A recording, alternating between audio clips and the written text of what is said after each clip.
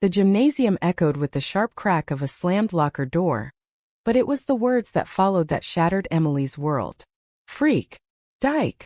The slurs came from a group of seniors, led by her former best friend Mia, who had discovered Emily's secret text to Sarah and decided to broadcast them to the entire school via a viral group chat.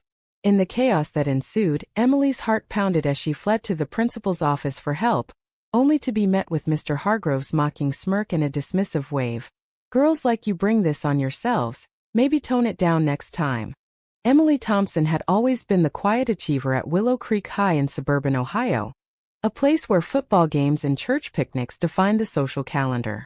At 17, with her short auburn hair tucked under a baseball cap and her athletic frame honed from years on the track team, she blended in just enough to avoid scrutiny. But inside, she was a storm of emotions, especially since meeting Sarah Jenkins in junior year English class. Sarah, with her long blonde waves and soft-spoken demeanor, had been the first person to make Emily feel seen, not as the tomboy jock, but as someone worthy of love. Their relationship started innocently. Study sessions that turned into late-night talks, shared laughs over cafeteria lunches, and eventually, a stolen kiss behind the bleachers during a rain-soaked pep rally. It was pure, exhilarating, but terrifying in a town where traditional values were code for intolerance. Emily's parents, devout churchgoers who ran the local hardware store, had raised her with Bible verses and expectations of a normal life. College, marriage to a nice boy, kids. Coming out wasn't an option. It was a one-way ticket to rejection. The bullying escalated after Mia's betrayal. What started as whispers turned into outright harassment. Notes stuffed in her locker. Go back to the closet. Shoves in the hallway. Even her track coach, Mr. Ellis, pulled her aside one day saying, "Focus on running, not distractions." Emily confided in Sarah, who urged her to report it, but fear held her back. "What if they call my parents?" she'd whisper during their secret meetings in the library. But the tipping point came during assembly. As the principal, Mr. Hargrove, a stern man in his 50s with a reputation for enforcing moral standards, addressed the student body about maintaining a wholesome environment, Emily stood up, her voice trembling. "What about the bullying? People are harassing me because I'm gay." The auditorium fell silent. Hargrove's face reddened. "This isn't the place, Miss Thompson. See me after." In his office, the confrontation was brutal. "Young lady, this school doesn't condone alternative lifestyles," he said, leaning back in his leather chair. "If you're facing issues, perhaps reflect on your choices." Emily's blood boiled. "My choices? Like loving someone? That's not a choice. It's who I am." He chuckled dismissively. "Drama queens these days. Go home and think about fitting in better." That night, Emily cried in Sarah's arms at their hidden spot by the river. Sarah, equally terrified, held her tight. "We can't let them win," she said. But Emily's mind raced with doubt. Was loving Sarah worth this pain? The internal conflict gnawed at her. The warmth of Sarah's touch versus the cold sting of rejection. She decided then to fight back, but how? Digging into school policies online, she found a loophole, the district's anti-discrimination clause, buried under layers of bureaucracy. The next day, she confronted Mia in the cafeteria. "Why'd you do it?" Emily demanded, her voice steady despite the knot in her stomach. Mia smirked. "You lied to me. Pretended to be normal." The words cut deep, exposing Emily's own insecurities about hiding her true self. But instead of retreating, Emily chose defiance. "Normal? Like betraying your friend?" The exchange drew stares, amplifying the tension. As weeks passed, the pressure mounted. Emily's grades slipped. She skipped practices. Her parents noticed her withdrawal but attributed it to teen angst. One evening, her mom, Linda, sat her down. "Honey, what's going on? You seem distant." Emily's heart ached to confess, but visions of disapproval stopped her. "Just school stuff," she lied, the moral dilemma weighing heavy. Was honesty worth shattering her family? Sarah faced her own battles. Her single mom, a nurse working double shifts, was progressive but overwhelmed. "I support you, but be careful," she'd warned. Yet Sarah's friends distanced themselves, leaving her isolated. In a heated argument with Emily, Sarah snapped, Maybe we should pause this. It's too much. The word stung, forcing Emily to confront the cost of their love. Potential heartbreak. Emily's resolve hardened. She started documenting everything: texts, notes, witness statements. But when she presented it to Hargrove again, he brushed it off. Exaggerations. Kids will be kids. Furious, she escalated to the school board, but bureaucracy moved slowly. Meanwhile, the bullying intensified. Her car tires slashed, anonymous calls to her home. In a moment of vulnerability, Emily broke down to her younger brother, Tim, who at 14 was her confidant. "I'm gay, and school's hell because of it." Tim hugged her. "I don't care. You're my sister." His acceptance was a flicker of light, but it couldn't erase the darkness. As the first part of her plan unfolded, Emily uncovered dirt on Hargrove, rumors of his own indiscretions, like favoring certain students. But pursuing that meant stooping to their level, a ethical crossroads. Did the ends justify the means? The tension built as Emily prepared her next move. Knowing one wrong step could destroy everything. Emily's hand shook as she hit send on the anonymous email to the local newspaper, attaching photos of the slashed tires and hateful notes, along with a recording of Hargrove's dismissive words she'd secretly captured on her phone. The fallout was swift. The story hit the front page of the Willow Creek Gazette, headlined "High School Principal Accused of Ignoring Anti-Gay Bullying."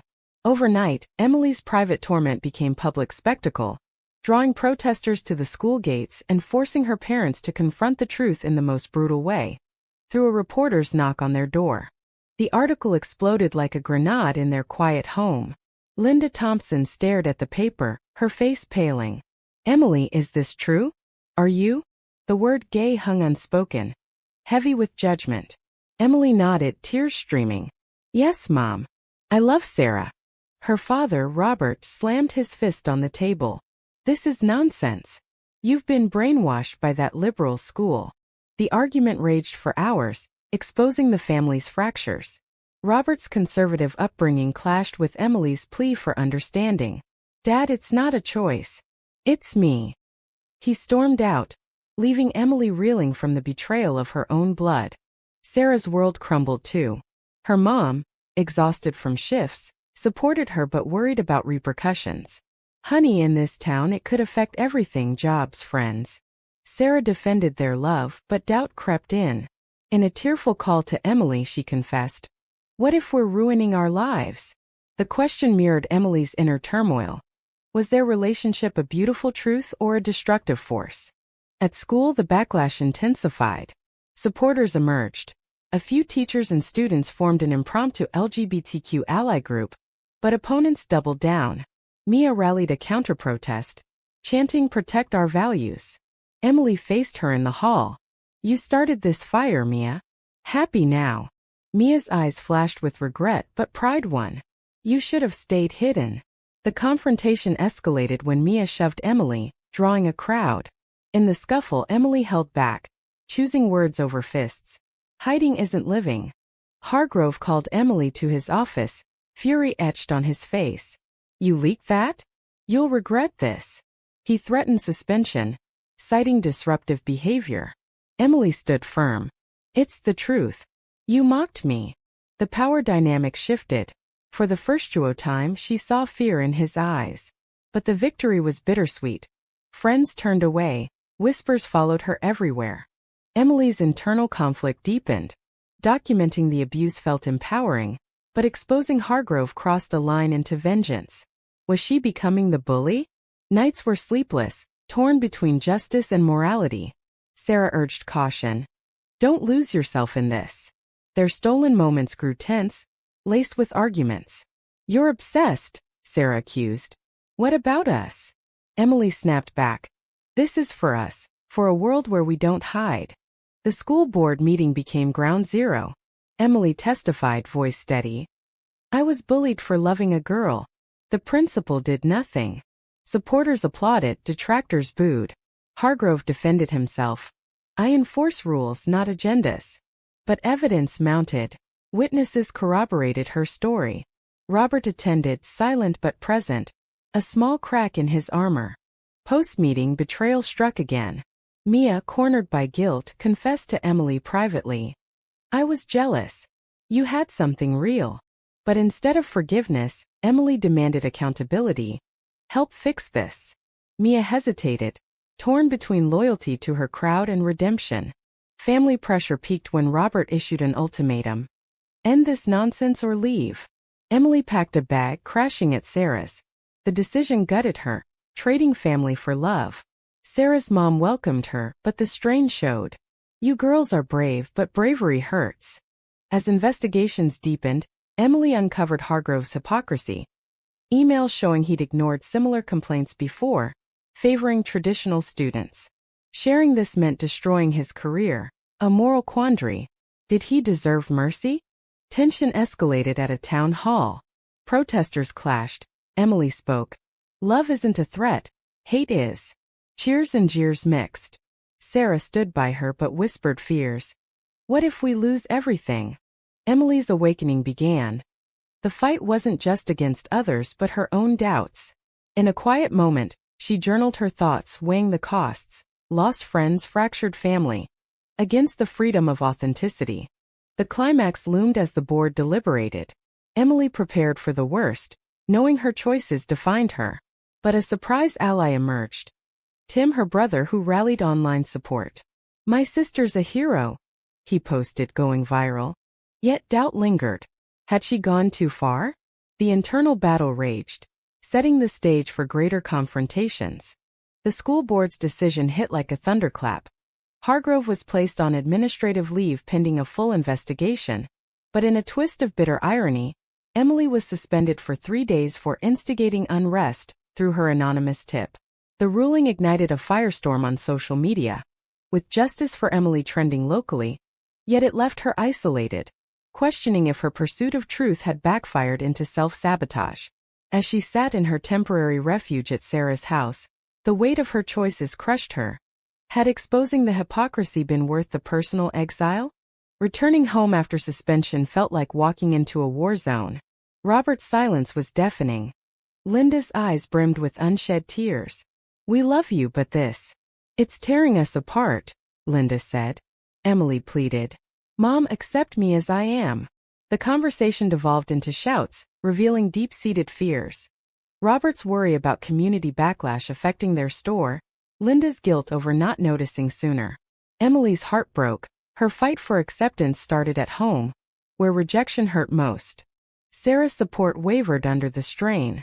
Your family's imploding because of us, she said during a heated walk in the park. Emily countered. No, because of hate. But Sarah's eyes revealed cracks. I'm scared. What if I can't handle this? The argument exposed their vulnerabilities. Sarah's need for stability clashing with Emily's drive for change. In a moment of raw honesty, Sarah admitted, I love you, but this chaos. It's suffocating. Emily felt betrayed, the moral dilemma stark. Persist and risk losing Sarah, or retreat and betray herself. Back at school, alliances shifted. Mia approached Emily in the library, whispering, I told the board everything, how I started the bullying. It was a redemption arc, but Emily's trust was shattered. Why now? She demanded. Mia confessed, guilt, and I think I was confused about my own feelings. The revelation added layers. Mia's betrayal stemmed from internalized homophobia, perhaps even unspoken attraction. Emily chose empathy over anger. Get help, but don't expect forgiveness yet. The investigation uncovered more.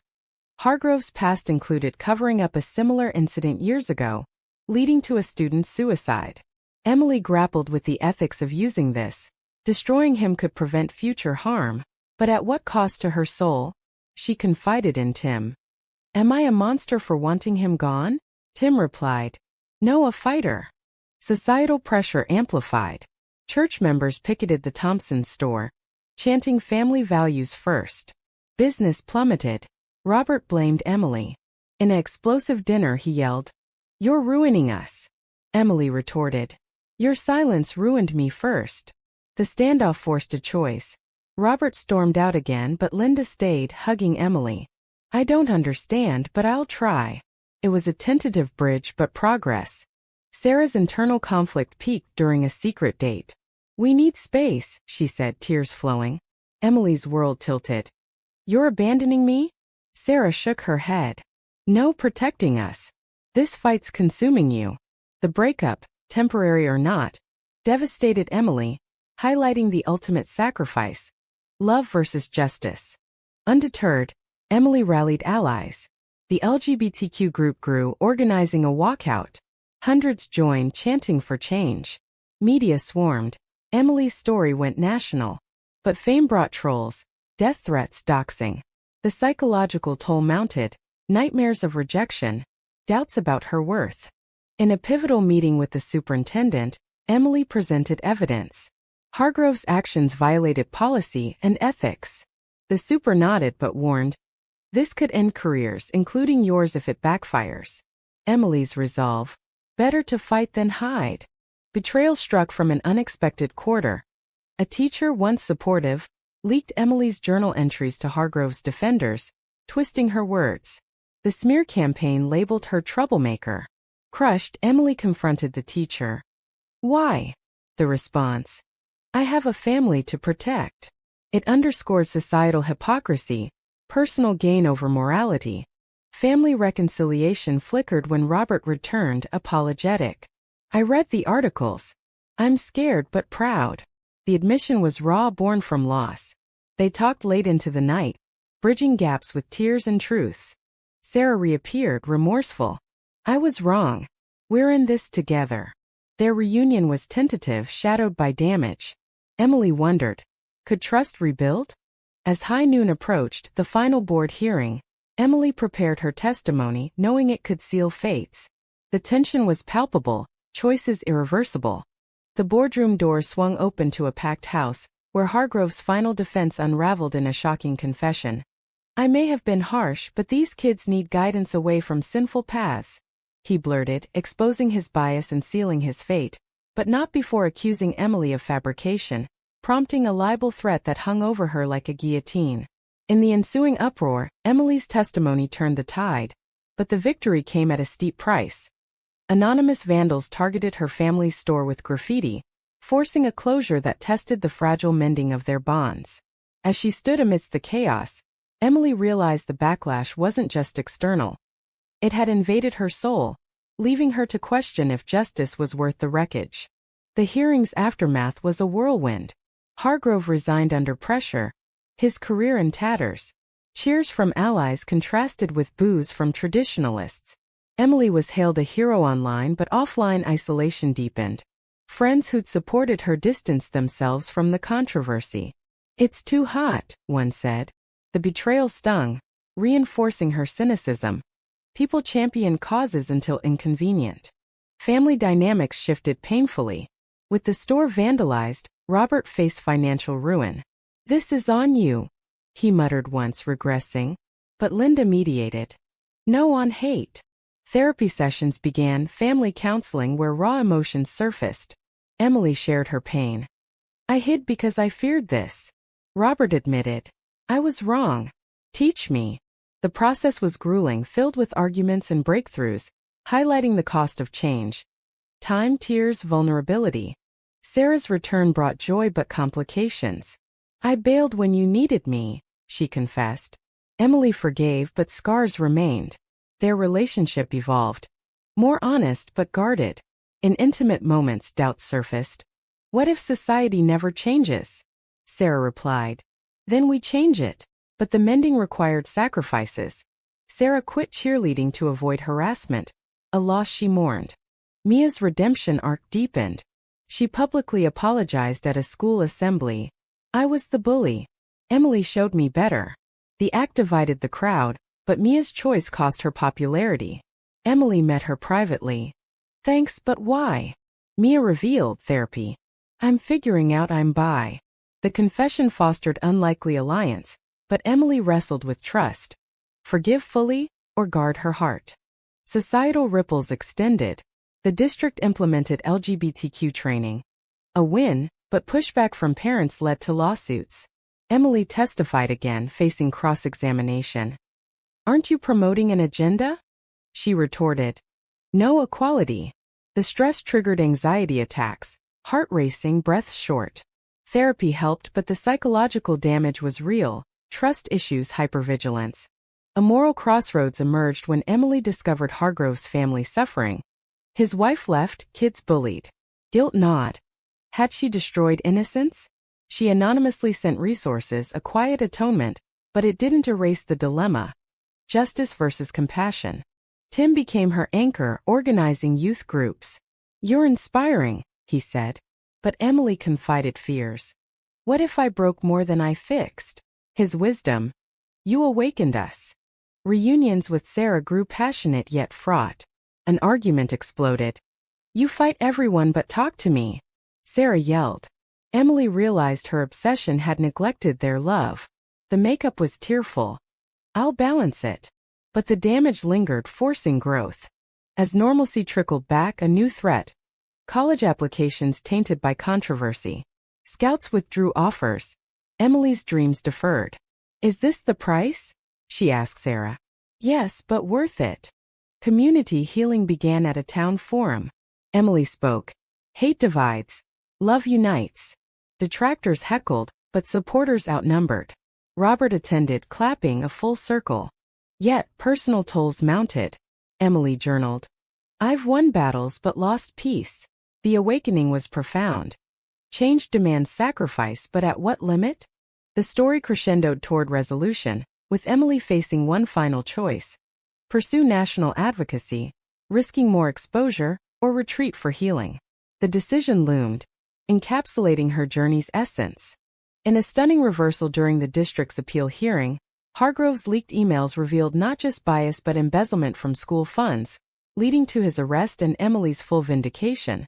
But the revelation came from Mia's hack, a felony that implicated her as an accomplice, forcing Emily to decide whether to protect her former tormentor or let justice run its course. The dilemma climaxed in a midnight confrontation where Emily chose mercy, anonymously tipping authorities to Mia's coercion by Hargrove, saving her while ensuring accountability.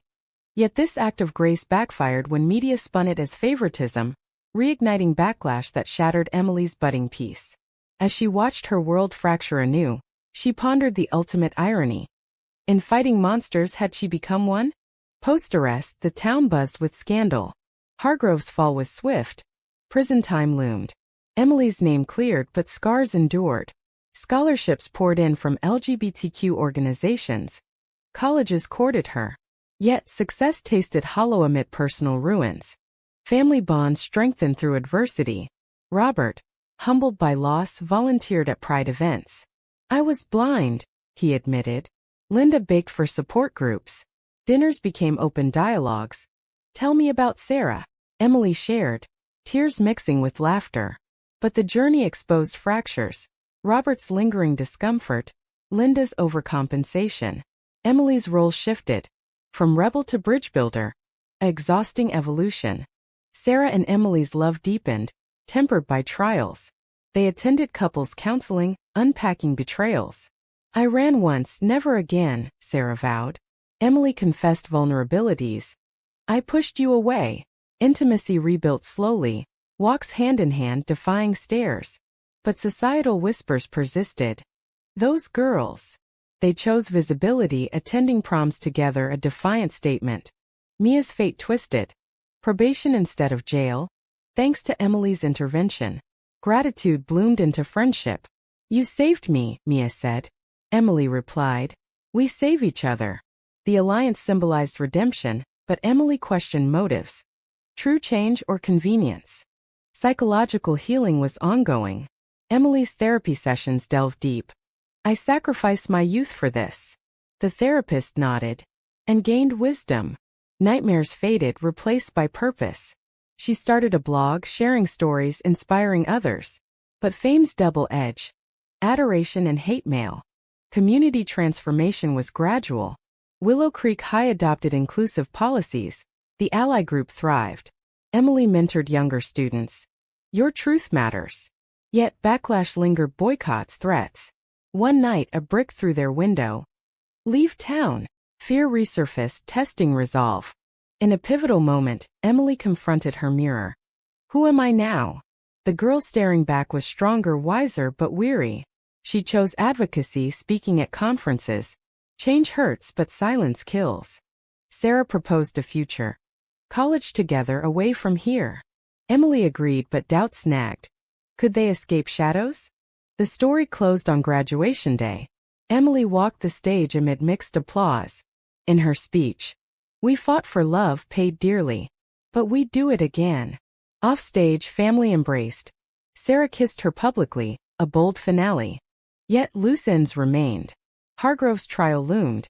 Mia's probation teetered. Emily's blog went viral, sparking national debate. As she reflected by the river, peace settled.